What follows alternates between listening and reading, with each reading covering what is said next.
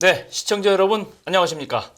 인포맥스와 함께하는 아침 굿모닝 인포맥스 언박싱의 설렘을 담아 오늘도 경제 이슈를 하나하나 열어보는 경제 언박싱 시간입니다. 네, 깊이 있는 경제 뉴스 쉽고 또 재미있게 전해드릴 예정입니다. 이번 시간에 다룰 이슈는요. 동북아 세 개 나라 중 하나이면서 G2로 부상한 국가, 그리고 우리나라의 최대 수출국이면서 중요한 또 관계를 맺고 있는 중국과의 이야기죠. 네, 네. 한중 수교 오늘로 딱 30주년이 됐습니다. 네.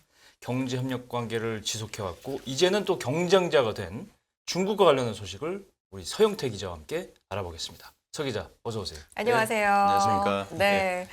저희가 이제 매일매일 경제 관련 이슈를 이렇게 전해드리다 보니까 진짜 시의성 있는 주제를 마침맞게 이렇게 전달해 드릴 수 있어서 좋다는 생각이 드는데 맞습니다. 오늘 의미 있는 날이라고요? 중국과 관련해서? 예, 맞습니다. 네. 예, 실장님 앞서 말씀드렸듯이 딱 30년 전 오늘, 네. 92년 8월 24일 날 한국과 중국이 수교를 맺었습니다. 네. 예, 53년 전에 1953년도에 한국 전쟁이 끝나고 39년 만에 네. 이제 또 관계를 맺게 된 건데요. 네. 중국 베이징의 띠아오이타이라는 곳에서 이제 수교를 맺었습니다. 네. 국빈관인데요. 네네. 예. 우리 경제와 중국 경제가 이 수교를 통해서 지난 30년간 정말 많이 성장했습니다. 네. 한국의 경제 발전은 수출 중심의 한국의 경제 발전에서 중국을 빼놓고 말할 수가 없고요. 맞습니다. 중국 또한 정말 아무것도 없는 어떤 황무지에 가까웠던 나라였는데 개혁 개방과 한국과의 교류를 통해 가지고 산업을 많이 고도화시켰습니다. 그렇죠. 네. 근데 이 수교가 맺어졌던 이 띠아오이타이라는 곳이 아주 의미심장한 곳입니다. 오. 예. 자오이타이 한자로 쓰면 조어대 이렇게 예. 쓰는 곳에 장소 이름이잖아요. 예. 이제 국빈과 같은 그런 곳이라고 생각이 되는데 이 말에서 좀 의미심장한 의미가 좀 있을 것 같아요. 좀 예. 그죠? 이제 중국식으로 읽으면 띠아오이타입니다. 오. 띠아오이타인데 성조가 좋습니다. 발음이. 저 이제 물고기를 낚는 곳이라는 이런 뜻을 갖고 있습니다. 물고기를 낚는 곳. 예. 띠아오이가 이제 음, 물고기를 낚는다라는 그렇죠. 뜻이거든요. 어. 근데 이제 강태공을 들어보셨을 거예요. 강태공. 중국의 고대 전략가 강태공 그렇죠. 하면은 강태공. 이제 낚시하는 이미지가 딱 떠오르잖아요. 그렇죠. 이 강태공이 여기서 낚시를 했다는 그런 썰도 막 이게 있더라고요. 아. 근데 강태공 하면은 뭐가 혹시 먼저 생각나세요? 말씀하신 것처럼 뭐 강태공 하면 낚시고, 그렇죠? 네. 낚시하면 또 시간을 낚는다. 뭔가 기다림이라는 이미지가 떠오르기도 하고요. 중국의 문왕이 현명한 신하를 찾으러 다니다가 기회를 기다리면서 낚시를 하던 강태공을 만났다. 뭐 이런 네. 얘기 정도로 알고 있는데 오, 맞습니까? 저는 준비된 원고에는 없는 얘기인데 굉장히 디테일하게 알고 예, 계시네요. 잘 예, 네. 맞습니다. 네. 이제 강태공의 낚시는 이제 뭐 기다림에 대한 이야기잖아요. 네네. 사실 이 기다림을 했던 거는 사실 중국의 고대 전략가 강태공만이 아니었습니다. 네. 저도 중국에서 산 적이 있고 또 한데 중국이 또한 매우 긴 기다림의 시간을 가졌고요. 네. 그리고 한중 수교 이후 30년 동안도 중국에게 있어서 기다림의 시간이었다. 저는 이렇게 해석을 합니다. 그렇죠. 예, 이웃국인 한국과 이제 활발한 경제 교류를 했고 중국은 한국의 입장에서는 최대 1위 교역국이었고 네. 30년 전과 오늘을 비교하면 교역액이 거의 50배 가까이 커졌는데 50배나. 예. 그런데 이렇게 경제적인 어떤 액티비티가 이게 점점점 확대될 동안 중국에게 있어서 하나의 몇백 년의 제 관점에서 한 200년의 시계 속에 세웠던 기다림의 어떤 부분 중 하나였다. 이 우리나라 1위 교육국이 된 게 그렇죠. 그렇게 생각합니다. 예. 사실 중국과 한국이 발전의 기회를 같이 해왔다. 예. 이렇게 저는 그 의견에 동의를 하는데요. 네.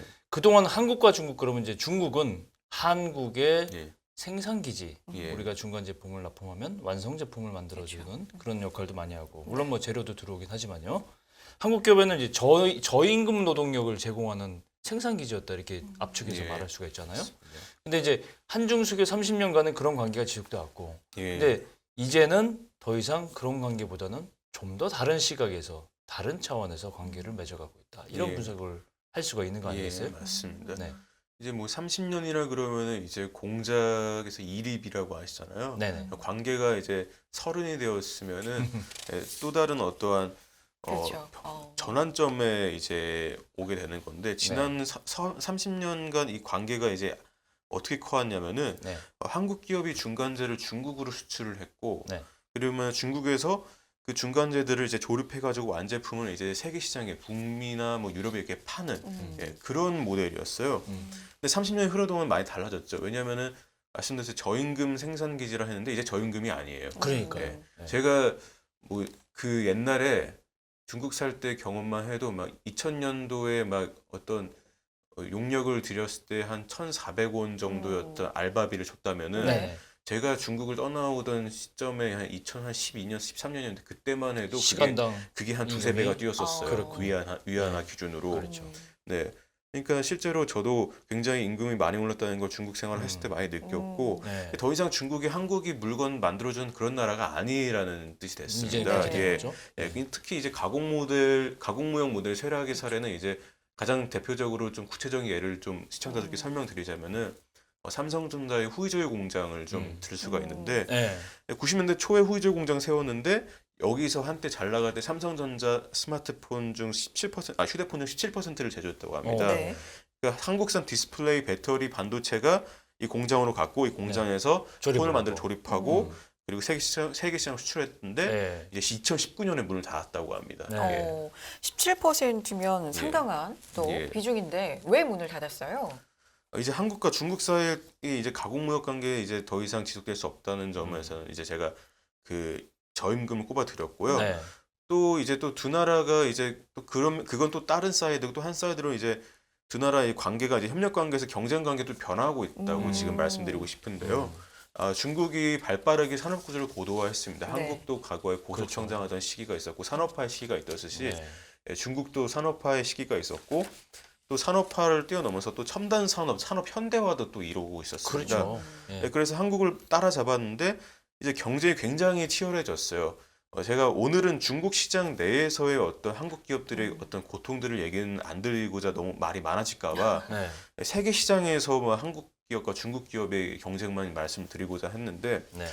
이제 일부 산업에서는 이미 이제 세계 시장에서 이제 중국 기업이 앞서고 있죠. 대표적인 예가 이제 배터리입니다. 네. 배터리. 예, 배터리 이제 CATL 이제 중국어로는 닝더 시다이라고 하거든요. 네. CATL 같은 경우는 이제 작년 글로벌 전기차 배터리 시장에서 1등을 일위죠. 차지했습니다. 네. 예, 거의 마켓시어 시장 점유율이 한 29% 정도 오. 차지하면서 1등이 됐고 네네. 우리나라를 대표하는 배터리 LG 에너지 솔루션은 네. 한 24% 정도였고 그러면서 2등이었습니다. 네네. 그리고 SK온, 삼성 SDI의 각각 5% 정도 음. 점유율을 차지했고요. 뭐 CATL은 뭐 이제 차세대 LFP 배터리를 이제 지난달에 막 공개하면서 또 플렉스를 또 하더라고요. 네. 이제 한국 기업들이 만드는 그런 3원계 배터리보다 월등하게 낫다 뭐 이런 이야기들을 펼치는데 어허. 또 한국업계에서는 또 전혀 안 그렇지 그렇다 않다. 이렇게 얘기하죠. 네. 근데 뭐 거기서는 뭐 그렇게 얘기하면서 뭐 유럽과 북미 시장을 또 공략 중이고 또 이제 테슬라에도 공급하는 업체기도 하고 또 한중 업체간 앞으로도 패권 경쟁이 점점 더 치열해질 그럴 전망입니다. 그렇죠. 예. 그러니까 이 과거에는 이제 기술력이 딸리다 보니까 중국이 한국 업체의 그 생산 기지로 뭐 예. 역할을 했다가 이제는 뭐 예. 이렇게 품질에도 낮다는 주장을 할 정도로 이제 예. 모든 IT 품목에서 예. 반도체부터 시작해서 다 경쟁을 예. 하고 있으니까 이게 예. 문제 아니겠어요? 예. 이게 배터리뿐 아니고 다른 분야도 마찬가지일 거란 말이죠. 예, 맞습니다. 이제 뭐 옛날엔 이제 그냥 과거의 관계는 이제 수직적인 관계였어요. 한국이 네. 월등히 나은 기술력을 갖고 있었고 그렇죠. 중국은 그냥 이제 바라다가 조립해 주는 그 수직적인 관계였는데 네. 점점 중국 업체들 제품이 이제 가성비 좋은 뭐 제품으로 치고 올라오고 지금도 아직 가성비 좋은 포지션이긴 한데 네네. 어떤 경우에 따라서는 품질도 좋아졌단 말이죠. 거기에 대해서 좀 대표적으로 말씀드리고 싶은 게 배터리뿐만 아니라 아까 네. 말씀하셨듯이 또 다른 산업을 얘기하자면 디스플레이가 있습니다. 디스플레이. 예, 디스플레이 시장에서도 중국이 이제 앞서는데 시장 조사기 옴디아 따르면은 중국은 작년에 글로벌 디스플레이 시장에서 41% 점유율로 한국을 제치고 1등을 차지를 또 합니다. 계속 1등을 또 자꾸 저희를 그렇죠. 제치고 차지를 하니까 네. 이게 뭔가 좀 억울한 마음도 들고 하는데 네. 뭐 네. 한국 우리 기업들은 오죽하겠습니까? 그렇죠. 한국이 점유율은 33% 정도였고 1등 남겨줬던 거는 이제 2004년 이후 17년 만이었다고 합니다. 또 이제 가성비로 앞섰던 그런 중국 기업들이라고 제가 이제 빌드업을 깔았는데 원래는 중국은 예. 그렇죠. 그렇죠. 근데 지금 여기 품질 얘기를 또 빌드업을 또 깔았는데 이제 중국 최대 디스플레이 업체 BOE가 네. 애플에 공급하는 게 이제 애플이 지금 공급받는 걸 검토를 한다 이런 거를 제가 봤거든요. 디스플레이를 중국산에 예. 쓰겠다. 아니 애플 아이폰 14에 OLED BOE가 만든 네. OLED 패널을 쓰겠다. 628강 다이오드죠. 네. 공급한다는 이야기 뭐 그런 이야기가 또 있었어요. 근데 원래 애플은 우리 한국 제품을 주로 쓰는 걸로 그러게요. 알려지. 예, 삼성 디스플레이, LG 디스플레이 주로 썼는데 사실 애플에 들어간다는 게 좀 상징적인 의미도 있고 맞습니다. 애플이 그렇죠. 글로벌 1등 회사라고도 하지 않습니까? 얼마나 제품의 완성도를 중요시 여기며 그렇죠. 또 얼마나 그 공급받는 부품들의 품질을 중요시 여깁니까? 근데 그걸 검토를 할 정도라니까 이것도 좀 굉장히 또 중국산의 품질 퀄리티, 면에서도 품질이 많이 퀄리티도 올라도 예, 올라오고 많이 있네요. 올랐어요. 예. 전 그러니까요. 예전에 중국 친구들이 막 한국을 제 나이 또래쯤 되면은 한국을 약간 좀 깔보는 그런 게 있거든요. 저는 그게 근거가 없다고 생각했는데 네.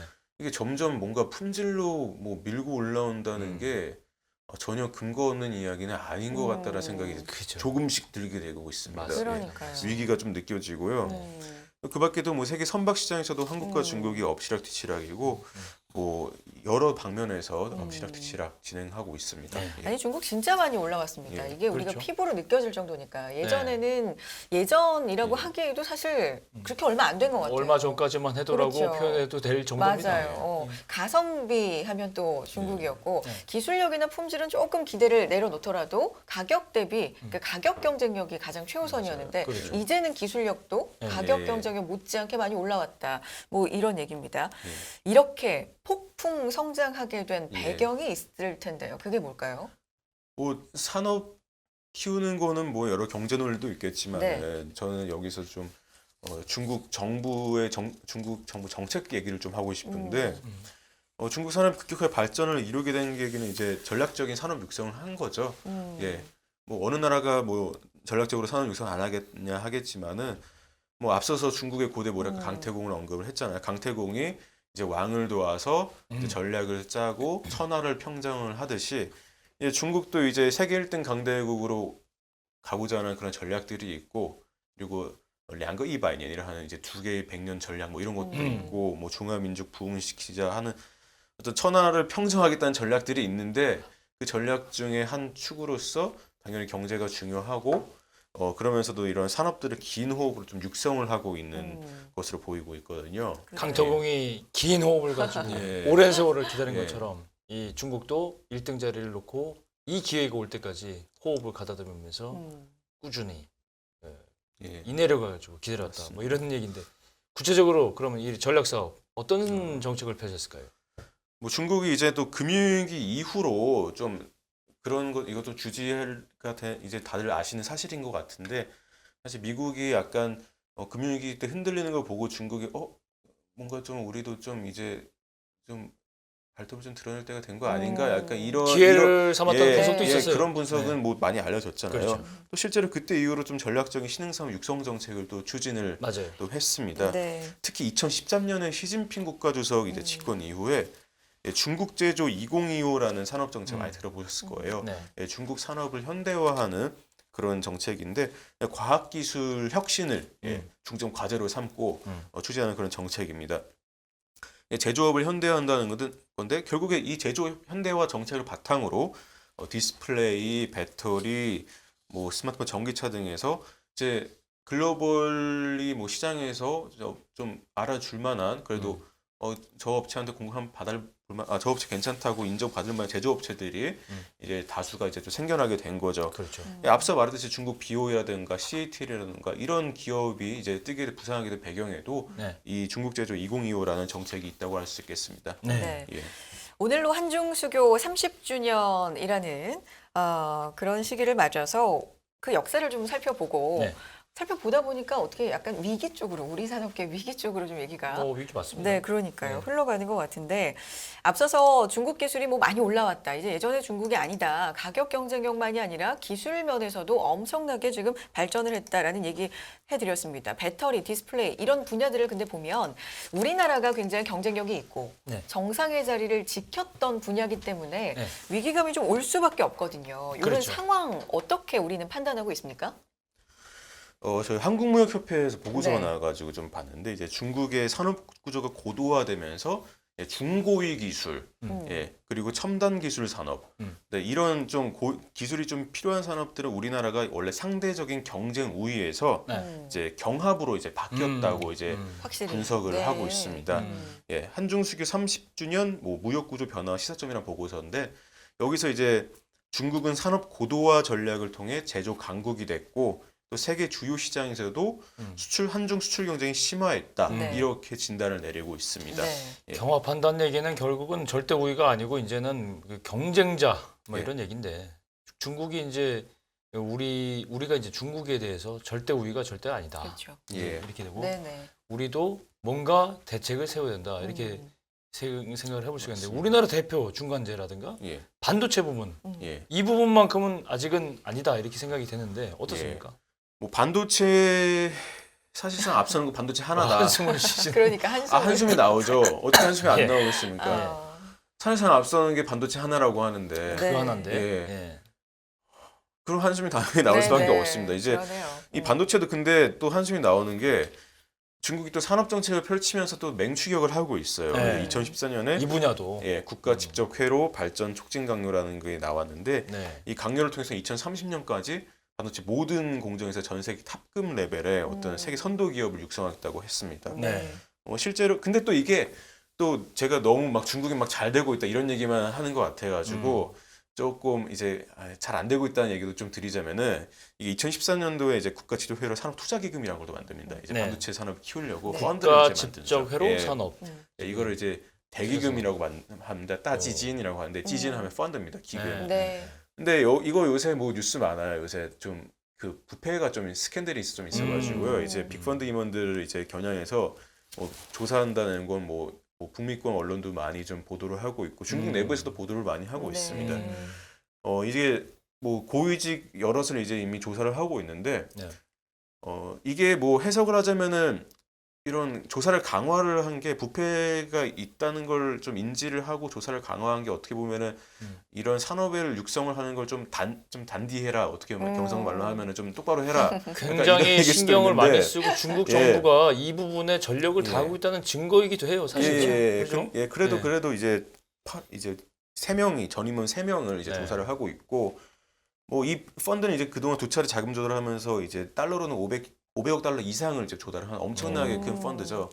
엄청나게 큰 펀드인데 여기서 이제 이 펀드에서 돈 받아가지고 자사 운용하던 이제 매니저들을 지금 조사하고 있고 네. 뭐 양정팔, 류양 뭐 이런 인물들이야 하는데 또 지난 2개월간 최소한 5명 정도가 또 조사를 또 받았다고 하고 뭐 그럴 수 있습니다. 뭐 이런 조사가 사실은 뭐 제가 또 너무 중국에 좀 안 된 얘기를 좀 길게 하려다 보니까 좀 네. 빠졌는데 네. 다시 좀 돌아가자 돌아와서. 보면은 네. 결국에는 지금 제가 하고 싶은 말은 네. 이제 중국 내부에서도 사실은 뭐 반도체 관련해서는 이렇다 할 성과를 못 냈기 때문에 이런 조사가 지금 이루어지고 있었고 그럼에도 불구하고 미국 견제 속에서 이제 반도체 국산화를 뭐 계속해서 이제 추진을 하고 있긴 합니다. 그렇죠. 네. 예. 반도체 국산화를 예. 추진하고 있다. 예, 네. 이제 그 좀 사례를 들자면 중국의 대표 파운드리 업체 이제 SMIC 많이 들어보셨을 겁니다. 그렇죠. 네. 예. 중심고지라고 하는데 이제 C는 이제 칩이라는 얘기입니다. 중국 칩, 뭐 국제 뭐 이런 건데 네. 이제 중국 반도체 자급화의 대표 기업이고 이제 뭐 기술력으로서는 뭐 꽤 많이 앞섰고 뭐 7나노미터 뭐 공정 뭐 성공했다 이런 뉴스도 있었습니다. 네. 아무튼 중국은 이제 반도체 자금률을 이제 계속 개선하면서 이제 해외 기술에 의존해온 첨단 기술을 이제 직접 개발하는 그러면서 또 홍색 공급망을 또 구축을 하고 있는 그런 양상입니다. 홍색 공급망. 홍색 예. 공급망, 홍색 중국과 좀 예. 어울리는 것 같기도 하고. 네. 예. 네. 이제 중국 상징하는 색 이제 붉은색이잖아요. 아, 이제 역시. 홍색의 어떤 공급망을 구축하겠다는 게 결국엔 중국 내에서 자급자족이 가능한 그런 공급망 구축을 의미하는 빨간색에 그렇습니다. 홍색에 홍서도로 예. 쫙 깔겠다 이런 예, 얘기잖아요. 예. 그러게요. 맞습니다. 네. 어쨌든 여러 가지 의미로 예. 반도체 이제 자급자족을 위해서 정말 가진 노력, 심혈을 예. 기울이겠다 이런 의지로 좀 풀이가 되는데 그래서 현재 실제로 우리나라 반도체 산업과 이 수준 격차가 좀 많이 좁혀졌습니까? 이게 실제 객관적인 자료로 있어요? 예, 많이 좁혀졌다고 합니다. 그래요. 이제 과학기술기획평가원이 낸 보고서가 있습니다. 네. 이제 기술 수준 보고서, 기술 평가를 하는 보고서가 있는데 반도체 산업에서 중국과의 격차가 이제 원래 중국의 반도체 공정 설계 부분 기술 격차는 2010년에 4년 정도였는데 10년이 흐른 2020년에 반년으로 줄었다고 합니다. 너무나도 이제 10년 사이에 3.5년이 줄어버렸으니까 그러네요. 예. 계속 따라오고 있던 얘기죠. 이들이 빠른 건지 우리가 좀 더 따돌리지 못한 건지 그게 좀 생각이 들고 또 장비 기술, 반도체 장비 기술 같은 경우에도 3.6년에서 1.5년으로 이제 차이가 감소했다고 합니다. 뭐 기본적으로 중국 기업들이 뭐 2010년대부터 초반부터 우리나라 엔지니어들도 좀 사들이기도 했었을 네. 거고 대만 엔지니어도 많이 샀어요. 대만도 맞아요. 반도체 강국이잖아요. 그렇죠. 예, 대만 엔지니어도 많이 사는데 덕분에 기술력을 이렇게 좁혔을 거고 또 네. 돈과 결국 사람인 거죠. 예. 그래도 좋은 소식은 이제 디램과 낸드 플래시 어떤 초미세 공정에서는 아직은 이제 3년 가량의 기술 격차가 존재한다고 합니다. 근데 네.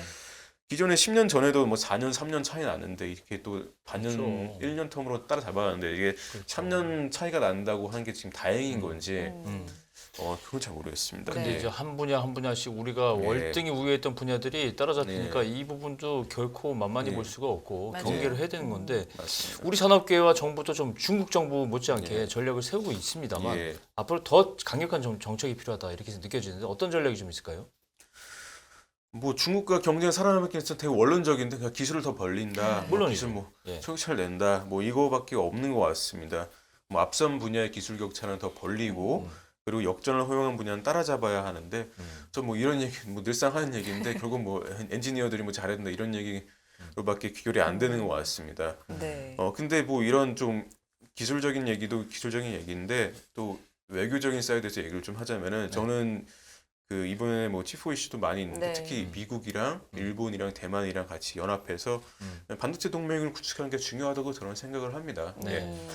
저는 이제 뭐 저도 이제 반도체 전문 기자는 IT 전문 기자는 아니지만은 네. 미국이 퀄컴이나 엔비디아 같은 그런 설계 기업들이 이제 반도체 어떤 기술들을 다 갖고 있고 일본은 또 소재랑 부품에 또 강합니다. 그렇죠. 예, 앞서도 그리고 반도체 파운드리나 시스템 반도체 생산은 이제 대만이 1등이고 네. 우리나라는 또 메모리가 강하죠. 그렇죠. 예, 또 내 나라가 협의체를 만들어서 공급망 관리하고 또 차세대 반도체 개발 추진하면은 네. 뭐 중국을 견제할 수도 있다는 게 뭐 사실은 또 서방 전문가들의 의견이죠. 우리나라 네. 전문가들도 그런 의견이 나오고 사실은 있고요. 예. 제가 보기엔 좀 희망사항이 섞여 예. 있지 않나. 예. 경계심이 너무 강력하기 때문에 그러네요. 네. 그렇다고 생각합니다. 짧게 정리해 보겠습니다. 치포 얘기도 해주셨는데 이게 예. 사실 뭐 지금 얘기도 많고 중국이 예. 워낙 민감하다 보니까 우리에게 예상되는 뭐 손해라든지 이런 건 없을까요? 뭐 미국 가까워질수록 손실을 볼 수는 있겠죠. 네. 이거 뭐 미국의 반도체법 따르면 이제 가드릴법이라고 있어가지고 보조금 받는 업체 중국에서 최소 10년간 28나노미터 이하의 어떤 반도체 만들 수 없다. 간단하게 말하면 이건데 여기서 이제 삼성전자나 SK 하이닉스도 이제 중국에 공장이 있잖아요. 총 이제 한 4곳 정도 있는 걸로 제가 알고 있는데 보조금 받으면 또 이 조건 지켜야죠. 또 미국이랑 또 거래하고 미국이랑 그렇죠. 가까워질수록 네. 네, 그렇기 때문에 이제 중국 기업의 어떤 기술력의 어떤 그럼에도 이제 중국 기업이 일단 빨라지고 있으니까 이제 우리를 이제 따라잡고자 하니까 양국의 어떤 중장기적 경쟁을 고려하면은 그래도 원천 기술을 많이 가진 미국과 손잡는 게 더 유리하지 않나. 맞습니다. 예, 그런 분석이 또 나오고 있습니다. 네. 예. 그렇군요. 자, 오늘의 경제 언박싱 열어보니까 여러 가지 의미로 좀 되새겨 볼 만한 날인데 네. 의미 있는 날이다라고 하기엔 예. 또 걱정이 한가득이었습니다. 예. 한국과 중국의 기술 격차 좁아진다는 이야기는 들었는데 이 정도일 줄은 몰랐고요. 자세하게 또 설명을 해주셔서. 예, 서영태 기자가 이 한중 수교 30주년을 맞아서 우리가 중국 대비해서 선도자 위치에 있으려면 어떻게든 될까 전략까지도 의견을 주셨는데 특히 이제 중국 쪽에 공부를 많이 한 서영태 기자가 얘기해 주니까 아유, 뭐 훨씬 더 발음도, 네. 생생하고 맞습니다. 중국어 발음 성조도 너무 좋고 그래서 굉장히 좀 의미가 있었다 생각됩니다. 네, 서영태 기자와 함께했습니다. 네. 고맙습니다. 네, 고맙습니다. 네. 예, 시청자 여러분들은 어떻게 생각하십니까? 의견 있으시면 연합뉴스 경제TV 유튜브 채널에 댓글로 많은 의견 부탁드리겠습니다. 네, 깊이가 다른 경제 채널입니다. 연합뉴스 경제TV 언박싱에 설렘을 담아서 매일매일 경제 이슈 전해드리겠습니다. 예. 자, 내일 인사드리죠. 예. 네. 고맙습니다.